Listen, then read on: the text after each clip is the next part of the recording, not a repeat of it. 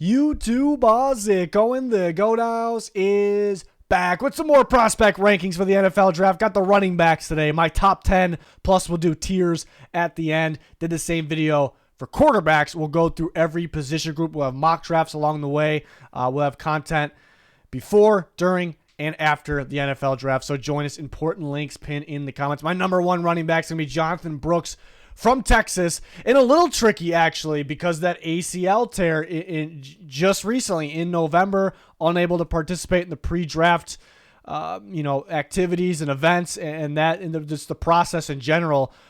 So that obviously is very tough. I think it's fairly easy to scout running backs. I'm pretty firm with my top six. Like those should be the top six guys to me on everyone's board when it comes to running backs, but they could be in a different order, and that's where it's a little tricky. Even though Brooks looks like the best back, do you actually rank him one because of that injury? And I know ACLs really aren't the same as they used to be because of the recovery. That it's a little better these days, obviously. Players are bouncing back from them, but we're talking about the running back position. Those guys take a beating sometimes. Sometimes they deliver it, but their bodies still take a beating and a lot of wear and tear. So it is a little tricky when ranking Brooks number one. It's a little risky, but when you watch him play, this is the best back in the class. If he gets back to how he was before the ACL, he's young, not a lot of mileage, so I see him doing that. But when you're scouting running backs, first thing you have to look for, do they see the hole and do they hit the hole? If they don't do that at a pretty solid level, they're not going to be towards the top of your running back rankings. That is the most important. And then what's the follow? What do they do after the hole? What do they do after the line of scrimmage?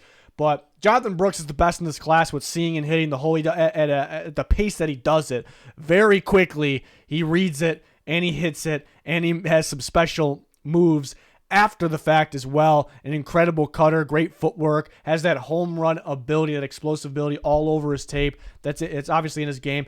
He's a pretty good size back. I mean, it's around prototypical size these days. They used to be a little bit bigger back in the day.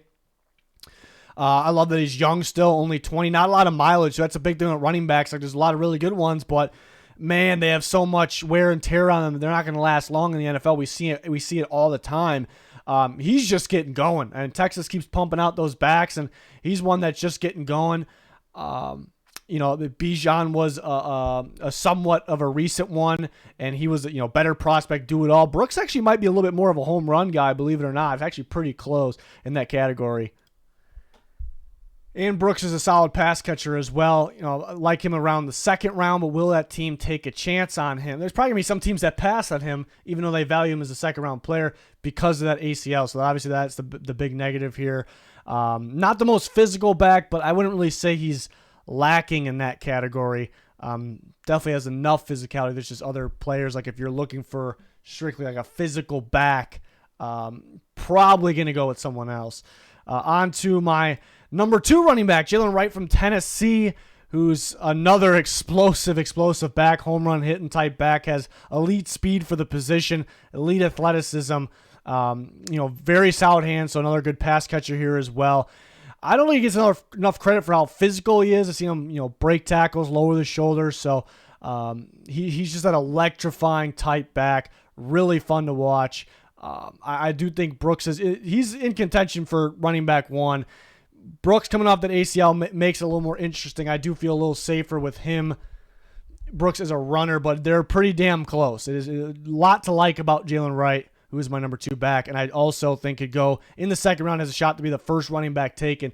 I'm actually thinking Brooks probably isn't the first running back taken just because the worry, it's going to depend on the medicals. I'm sure teams checked him out, but Wright is super fun to watch.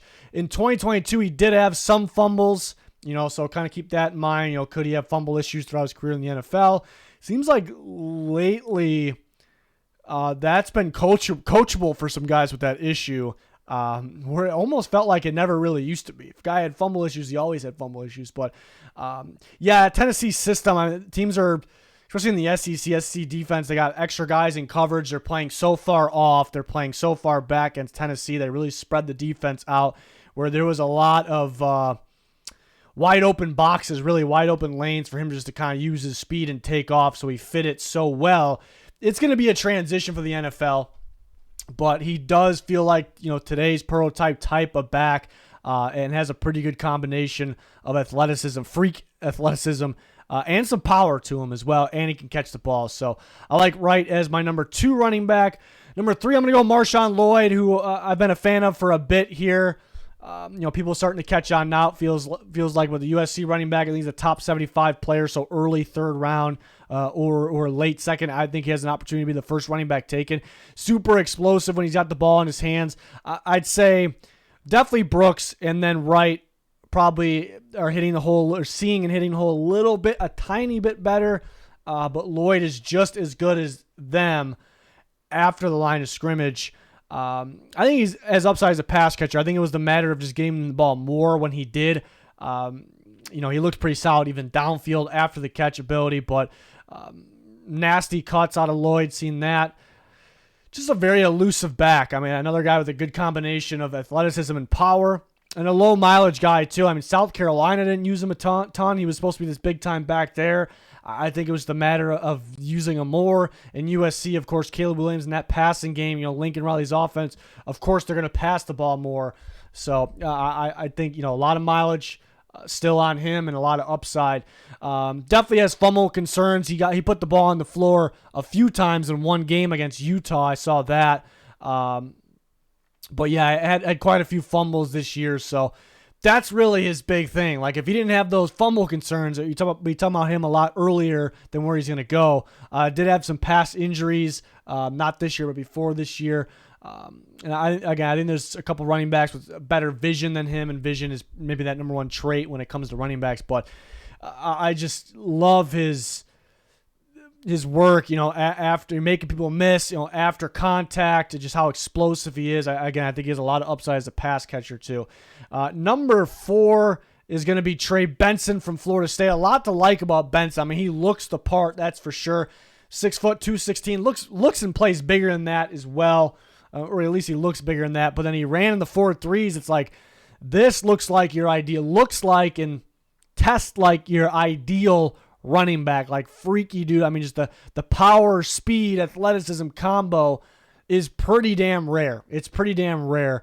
Another good pass catcher. All these guys can catch the ball pretty well at the top here, but a great athlete for his size, great contact balance, one of the better ones in the class. I just think he has great upside because you want to work with the guy that looks the part and he has the athleticism profile to fit that. So it's a guy you want to work with, guys maybe that NFL coaches think they can get more out of. I would hope they could. I know he doesn't have like a long or a lot of years of playing time, but I feel like he should have fully put it together with his size and the traits. Like, I wish it was a little bit more together. Like, we should be talking about this guy as the best back in the class, but he hasn't fully put it together yet. I think he runs upright. It's number 1 I noticed. But I feel like he doesn't trust his physical ability enough. Like, he's actually very powerful. He's big, strong, muscular. He's powerful. He can break tackles, but the way he runs, like, he almost thinks he's like, this scat back almost like this. And he is fast. I mean, he probably, he knows his speed, so he probably wants to go with that. But man, if he just trusts himself a little bit more as being a physical back and just getting the ball and getting upfield, even if there's contact there, like, he's capable of creating that hole for himself, like his own hole. I think kind of being a little too patient kind of goes into that. Sometimes he kind of takes a few extra steps, kind of bounces around a little bit. Just go. Use your not just your power, your athletic ability as well. So he's got to fully put it together. That's the difference between the top 3 and him. Like, this is a guy, like, you want this guy. Like, this is a guy that looks the part again. And he is good. He's really good on the field. But he's just got to fully put it together to be special, to be that best back in his class, which he can be if he figures it out. And then number 5 is going to be Notre Dame's back, Audric Estime, who I like in the 3rd round. It could be towards the end of the 3rd round. But a big physical back. One of the more, probably maybe the most powerful back in this class. But you can just tell by just looking at him, but he plays with it as well. But he moves, and only at 20 years old as well, and he's at that size with this experience. But he moves really well for his size. I know the Combine 40 won't really back that up, but if you watch him, and he ran much, much better his pro day, And forget the long speed, even though it does show up, like the way he accelerated past, defenders all year long. I mean, the acceleration's key with him. I think it's there, and you see his cuts, his ability to run inside and outside, ability to catch the ball, after the catch, seen him make a circus catch or two. But yeah, I think if you were gonna talk about maybe Estime's best plays, and what he's known for is just being pretty powerful, being this big dude. But if you're gonna talk about his best plays, I think everybody would talk about those hurdles. He had quite a few hurdles this year. I want to bring up one specifically. Maybe my favorite run from any running back. It was a hurdle against Central Michigan. Really forget the hurdle. Forget that. Watch what happens after he lands. So he goes from 60 to 0 because you hurdle and you land, and then he just accelerates and is running defenders that also have angles on him.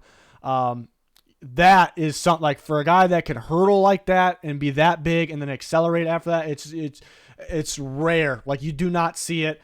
And so he's like, again, there's not too many negatives with him. He had a couple costly fumbles in 2022.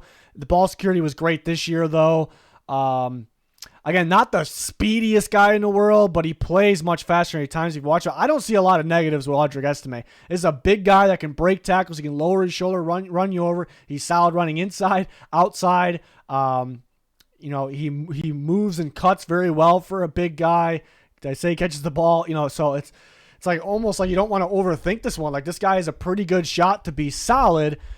He just doesn't really have the quickness and the speed of some of those guys we already talked about. Really, what it is, but a fascinating prospect for sure here out of Notre Dame, and he is my number 5 running back. Now we got 6 through 10 before we do the tiers. And I'm going to get myself back on the screen. I like Bucky Irving. I think the top 6 for me, I didn't really hesitate when watching these guys. Like, these were my 6. Irving's pretty close to Estime. Irving is a lot smaller than Estime, but much like him, he actually breaks tackles. He will lower his shoulder. The contact bounce is impressive for a smaller guy. He reminds me of, speaking, we're talking about Estime 5 and Bucky Irving 6. Speaking of Notre Dame, Kyron Williams, who is tearing up for the Rams right now, he was a smaller back that was actually more powerful than given credit for. Maybe a little bit of comparison there with Kyron Williams and Bucky Irving. I think Williams is a little quicker. Maybe has more of a home run ability. But in terms of like a shorter back that doesn't really have long speed because they don't have the strides, didn't test super well, didn't jump super high, but more physical than they give credit for, and just kind of a dog. Like those guys are dogs, so that's where Bucky Irving's at. I really enjoyed watching him the last couple of years, and he's a good pass catcher as well.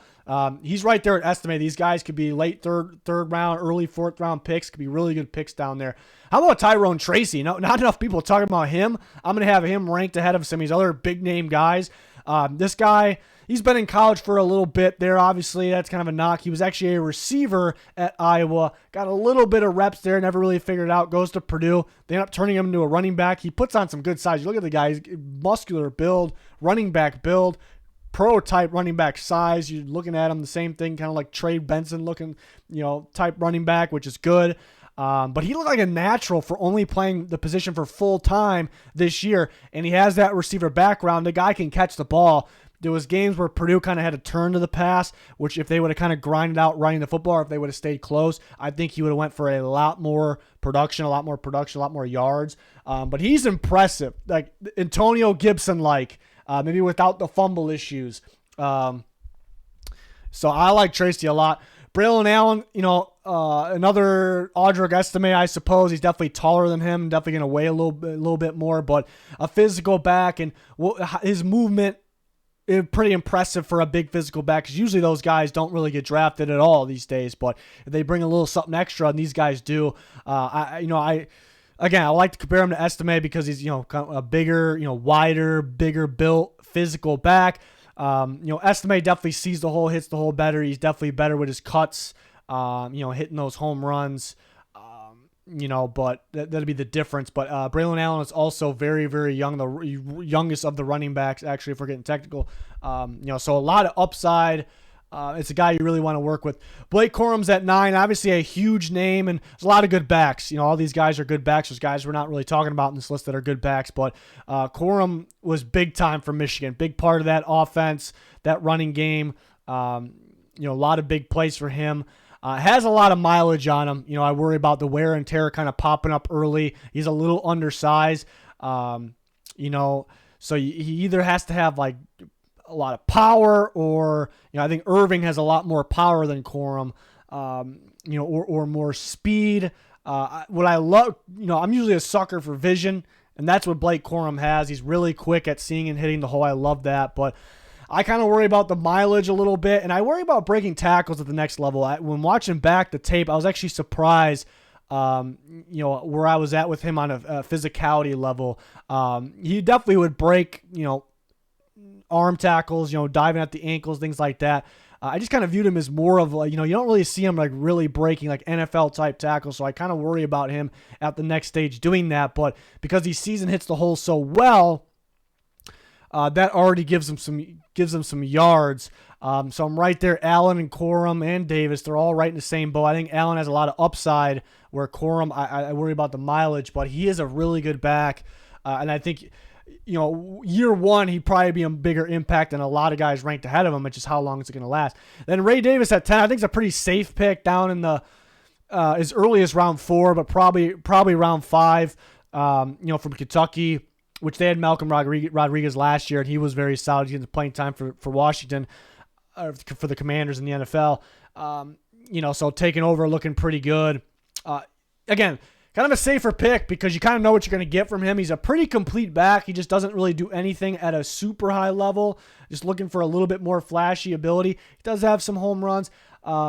Just wish there was a little bit more. And one knock that I do have on him, it looks like he wants to bounce runs outside a little bit too often, where he kind of stick it, to the plan, get upfield. And there's times where he does that pretty well. But that was kind of one of my knocks on him. And then I made some tiers. I usually with these, I put the running backs in tiers, and I kind of make the names of the tiers.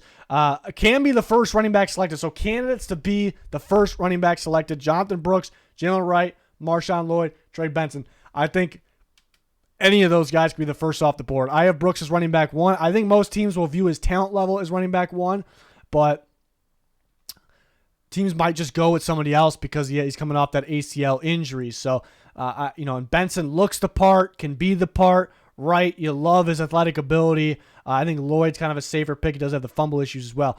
Late day 2, early day 3 studs. My favorite in that category, Audric, Estime, and Bucky, Irving. Notre Dame and Oregon backs. Best sleeper, Tyrone, Tracy, not being talked about enough. So this is the high-end sleeper. We just talked about him a little bit. Receiver turned running back. Looks like a natural at the running back position. Could be an Antonio Gibson or better, perhaps. And then day 3 running backs that can make an instant impact. Like, these are good day 3, picks. Could be earlier day 3. Braelon Allen, Blake Corum, Ray Davis. And then sneaky day 3 picks. Like, these guys are studs. They're just not being talked about. They're not as good as the guys above them. But Jace McClellan from Alabama even kind of split a little bit with Jahmyr Gibbs last year. So that's interesting. Was pretty solid this year. And Dylan Johnson for Washington, as much as they threw the ball, this guy ran for 1,000 yards. He's got a good combination of big playability and power, size. Was dealing with an ankle injury later in the year into the national championship. So maybe that affected his play. And then Kendall Milton from Georgia, who's a good physical back as well, touchdown machine.